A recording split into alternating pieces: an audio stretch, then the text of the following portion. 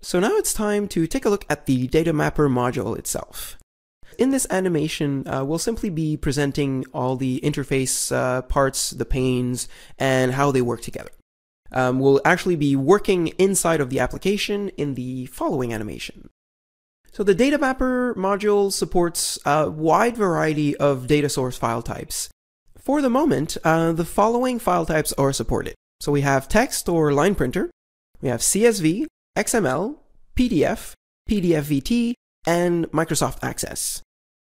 It's also possible to import data through an ODBC connection, or to connect directly to a couple of different database servers, such as MySQL, JDBC, Oracle, and SQL Server. Under the Settings tab, we find the delimiter boundary settings, as well as a list of data samples that are used to test the current data mapping configuration. So as we already know, delimiters are the borders that naturally separate blocks of data in the data sample, and they're different for each data type. For example, here in the CSV CSV is delimited by record, and the PDF files are delimited naturally by pages. Then we have the boundaries, which are the separation between each source record, and they must be defined manually for each data mapping configuration because data sources are generally unique between each form of data. Now, boundaries can be set, for instance, through the detection of a word or through a conditional expression.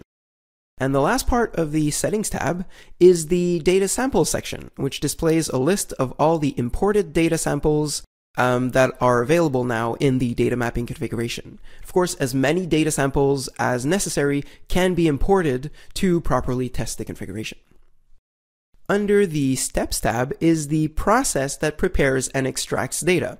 The process contains multiple distinct steps, and it's run for each of the source records in our data sample.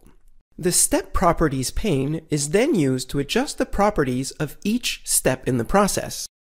The pane is divided in a few sections depending on the step and the data type. It always contains a section to name and document the selected steps, however. Finally, the Data Model pane displays the result of all the preparation and extraction done by the process. The pane displays the content of a single record within the record set.